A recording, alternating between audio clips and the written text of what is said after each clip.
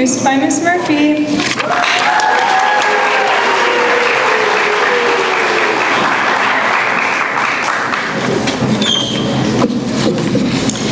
Good morning, everyone.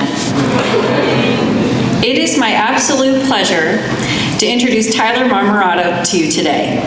You may know Tyler by his laid-back smile, or his performance on the soccer field, or by his kindness. But what you might not know about Tyler is that he is hands down the most passionate fan of thoroughbred racing that I have ever met. I love horse racing. I go to the track several times a year. Tyler and I connected about this on one of our first meetings. But what I know now is that he doesn't just love the sport, he lives it. He can read a racing form with expertise, can rattle off a list of historic Derby winners, can tell you about his favorite trainers, he watches archived races for fun, and he can recite jockey stats off the top of his head. He loves going to the track with his grandfather, who is here today, and it's a tradition that he shares with his really amazing and loving family. Today, I have another racing fact to share with you. Did you know that the average thoroughbred's heart weighs 8.5 pounds? A superior horse, it's the size of a 10-pound bowling ball. Secretariat, who is arguably the most famous thoroughbred of all time, his heart weighed in at 22 pounds.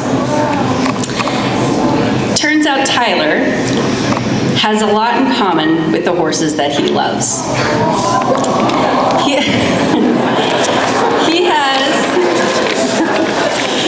has an oversized heart. He leads with it, shares it generously, and reminds us all that kindness never finishes last. Tyler, thanks for sharing some of that heart with us today and every day. And now, Tyler, you're off to the races, and my bet's on you.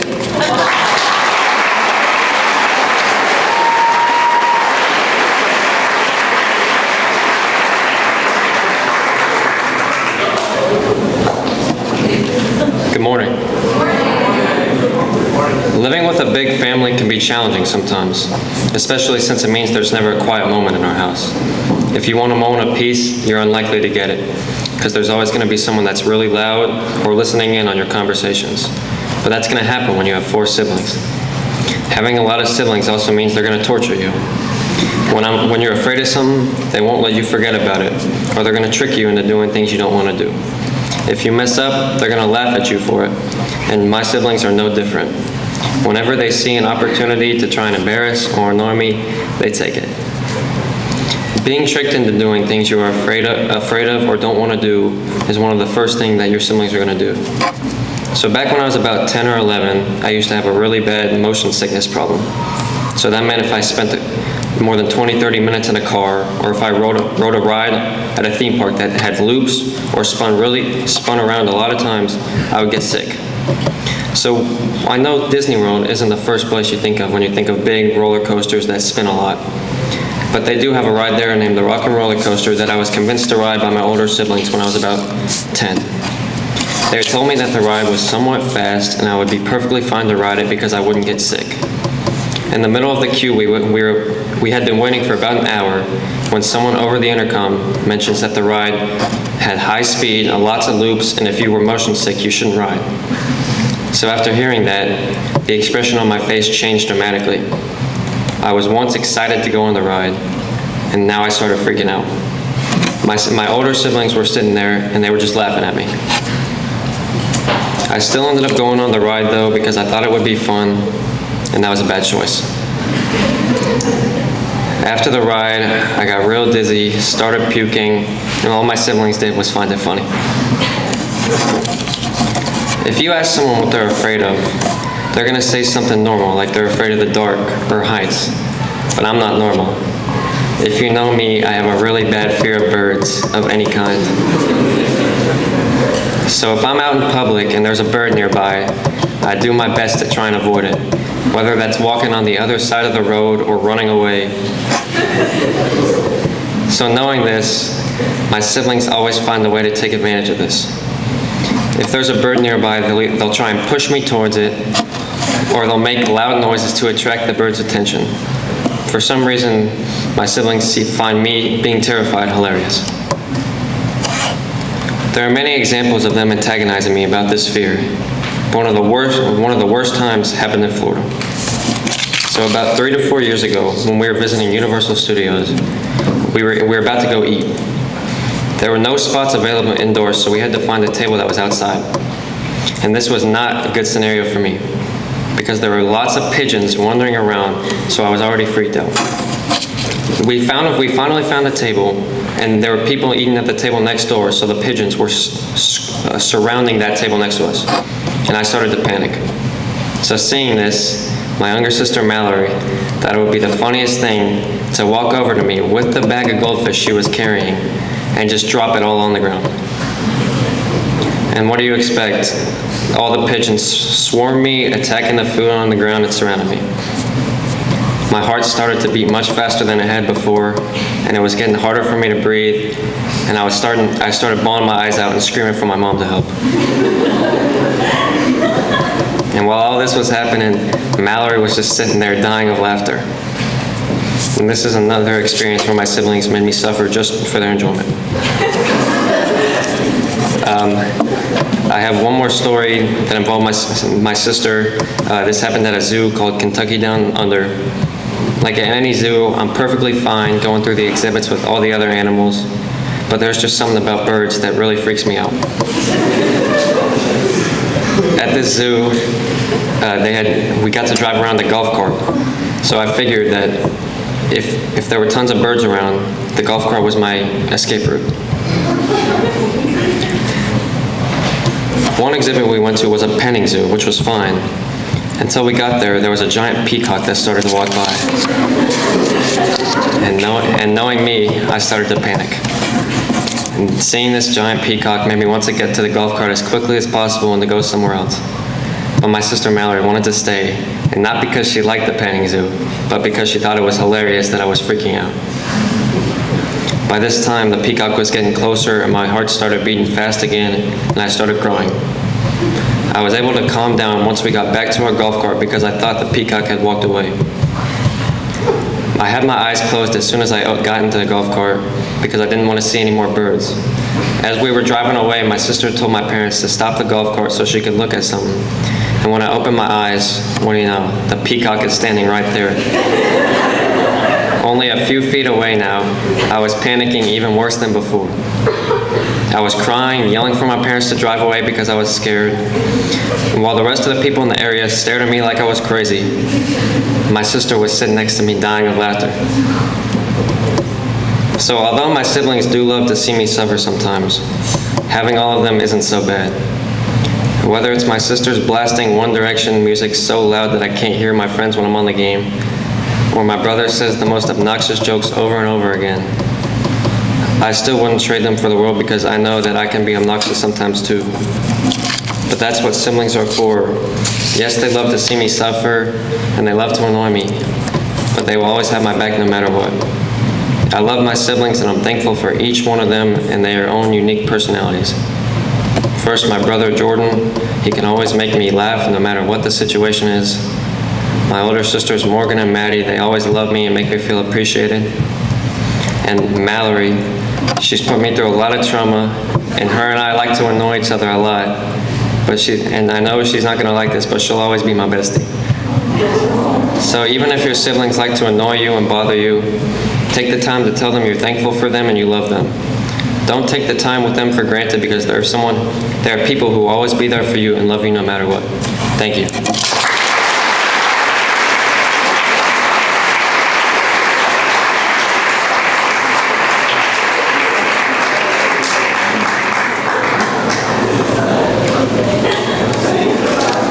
Our second speaker is Cyrus Kolehmainen. Cyrus will be introduced by his squash coach, Lee Scott.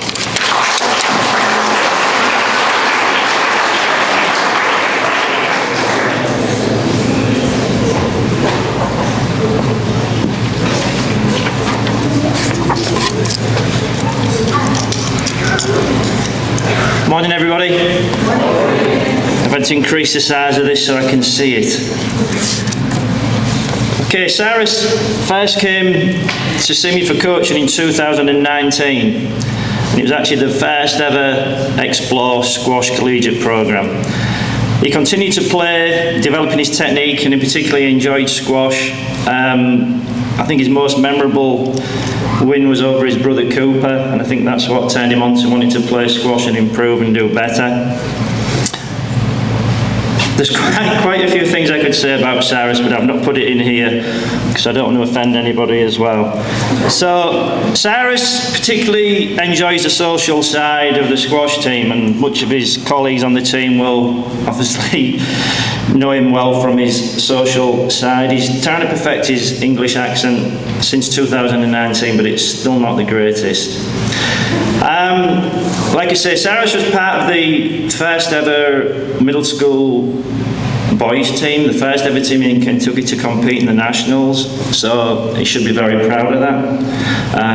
It was a great honour to be there with the boys, and Cyrus was part of that. He certainly tries hard, and he's got a great personality, and like I say, brings a good sense of humour to every session, both practices and his individual lessons. On a serious note, Cyrus is kind, he's helpful, he's generous. He's been a mentor through educational justice, and he's tutoring a West End school student. He's done that from his sophomore year, so he's into his third year with that, so it's very impressive. He's helped me in his spare time coach the Explore kids. He's also helped me with numerous summer camps, and he's also, he tries to inspire the kids and making it fun at the same time, which is what it's all about. Like I said, he's given back to the programme, which from my perspective is awesome, and he's encouraging and being a leader to our future young squash stars as well. He's represented school in numerous sports, including tennis and golf. I'm still not so sure on his golf swing though. Jacob Holzer was telling me it's not the greatest, but he's still a little bit better than me. I know firsthand that he's also very good at table tennis. We played in the summer and he turned up with this ridiculously shaped paddle. Did you make that yourself? Yeah, I've never seen anything like it, but I thought I was going to beat him, but he actually beat me. So he gave me a good beating during the summer at table tennis. So don't play him for cash unless you're really, really good. Some of you might not be aware, but Cyrus has got musical flair, which was a surprise to me as well, because he listened to some terrible music. He's been playing the violin since middle school, and he's continued through high school. He's also teaching himself piano at home. It's quite impressive, that. Yeah? With all his extracurricular activities, he still manages to maintain good grades, which is very impressive, because from a time management alone perspective, with everything that he's doing, I've got to say very well done. Sadly, this will be my last season with Cyrus on the squash team, and obviously I'm happy to see him flourish when he starts college next year, and I wish him every success for the future. He's a good, fun kid, and like I say, I'm very honoured to introduce Cyrus Kolehmainen for his senior speech.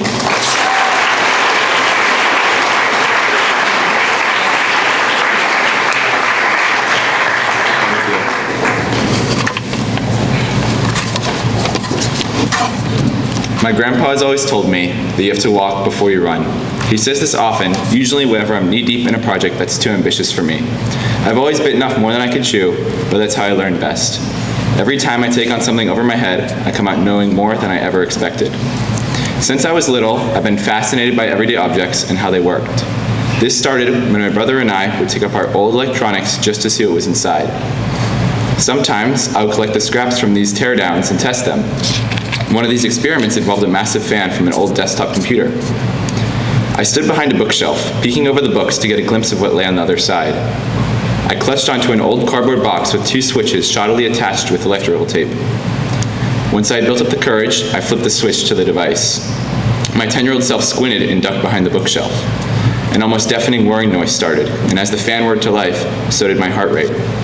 I quickly flipped back the switch, and peered over the shelf to see the extent of the damage. The device was nothing more than a powerful fan that had blown itself over. I'd been too scared to test it while being close, so I built the switch box to turn it on from afar, one of my first true inventions. This switch box enabled me to explore my curiosity safely. This room, which was used for experimentation, is called the office. In its current state, it's far from an office, and my mom always tells me that the room is so full of trash that guests can never see it. This office is my laboratory of trial and error, scattered with various pieces of trash. Every wire, screw, and failed contraption that I have built holds a story and a valuable lesson. Underneath the metal workbench lies a box from a coffee shop. Although this may appear to be trash, it's the culmination of a project I spent countless hours on. The box is full of small 3D printed drone frames, all of which are broken. And for years of my life, I was obsessed with drones. When I saw a tutorial about making a 3D printed drone in a Make magazine, I jumped at the opportunity to finally have one. After getting all the parts, I faced my first hurdle, building. And after countless hours of failure, I finally flashed the software onto the drone and flew it.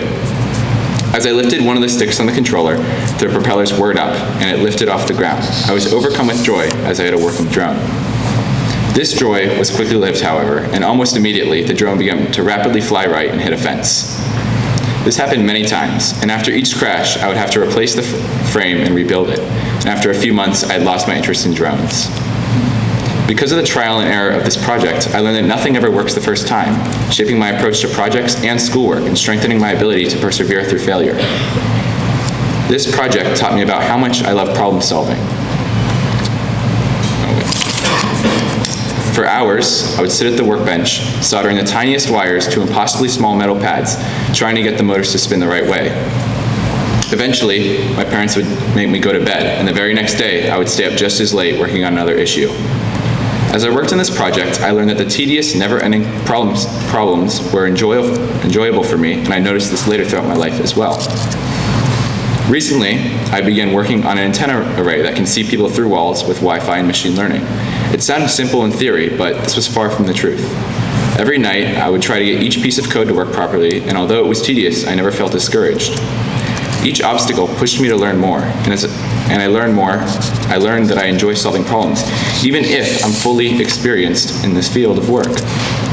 Each piece of trash from this laboratory of trial and error has revealed and demonstrated my fascination with problem solving, perseverance, and curiosity. They remind me that failure isn't a wasted effort. It's proof that I'm trying something new. As I've grown, I've learned that my grandpa was right. You have to walk before you run. But I've learned that sometimes the best way to learn to walk is by running first. Thank you.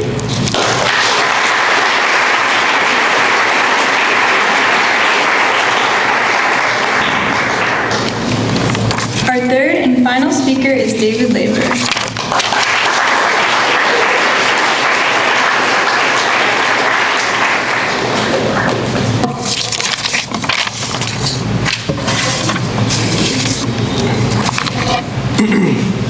Good morning. We're all just kids trying to live our lives. We are freshmen, we are sophomores, we are juniors, we are seniors. We get along sometimes. We make good friendships, we celebrate together, we compete together, and more. Being a lifer, I've had a lot of experience with collegiate, but that's not all there is to me. I'm also David the fighter, ruminative, foolish, tenacious, awkward, delicate, and more, and less. I've written English essays till my eyes were sore. I've made mistakes on the dance floor. I've never made fun of Mr. Carr's beard, and I've never called my math teachers weird. These are just a few things I've done throughout my life, but I want to talk today about some of the harder experiences that shaped who I am. Be me. Oh, sure. I'm in the middle of the Utah desert with my family, with no water, in the 4th hour of a 2-hour hike. We're in a place labeled the Devil's Garden at the Arches National Park. The sun is baking me. We have no idea where we are, but we have each other, and we are constantly arguing over who had fault for what. Suddenly we see a little man-made stack of rocks. We approach it and spot another near it, and we spot another. We follow this line of rocks until it leads us to a cliff overlooking a view, but it is also a dead end. But over this cliff, we spot a half-naked gentleman doing yoga on a seemingly unclimbable column of rock who offers us directions that fortunately lead us back to the entrance of the trail. As if he could read our minds, he instantly knew what our problem was, and he told us where to go, how long it would take, and what to watch out for. Now, that may seem to be a dangerous situation we were in, but throughout it, we didn't seem to worry heavily. Of course, we may have been complaining about who took the wrong turn or who drank all the water, but this fixation with bickering meant that there was no time for fear. The four of us, my dad, my siblings, and I simply kept on walking, kept on arguing, kept on hoping that we would find the way back. The time wasn't for freaking out or trying to be brave. Our strength was in our constant resilience. I've also been in 4 car accidents with them, always the passenger. The first time, it was my sister entering a fast road when a speeding car smacked us from the left. The second time was the slowest car crash I've ever seen, where my brother, looking in a different direction, had his foot off the brakes as our car slowly rear-ended the one in front of us, and I'm pretty sure he then slammed the gas on accident, only making it worse. The third time was in Texas, when my dad merged onto a lane and another car screeched right onto us. A few hours later that same day, a truck in front of us dropped a big metal hose thing that popped our tires and banged up our car immediately. We had to use 3 rentals that day. Now, I probably could have judged or yelled at them whenever it seemed to be their fault, but I didn't. Why? Because none of them ever ended up hurting anyone, and they have the sense of responsibility to understand when they're at fault anyways. It's good to let others make mistakes, especially when they don't always need help to fix it. Kids and grown-ups, they both need that. Another time, I was at Joella's with my pals of mine and some others after watching the Amazon volleyball team make a dominant victory on senior night. We were all chatting it up when one of my friends suggested that I try the spiciest kind of chicken they offered, known as fire in the hole.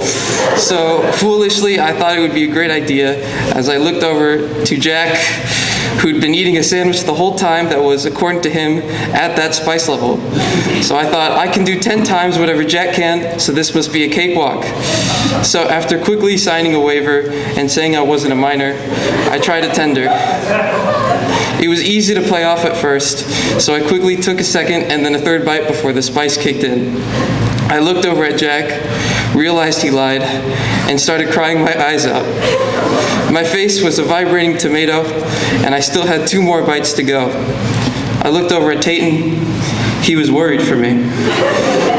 After I sipped 7 glasses of water, I finished the whole thing, not drinking any milk or lemonade throughout.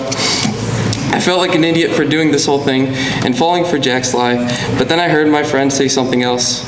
According to Jacob, this was one of the most impressive things he'd ever seen. Now, if this was it, then this guy must not be a very accomplished fellow, but it meant the world to me to know that I had accomplished something, even if it was just a piece of chicken that would only get more painful a few hours later.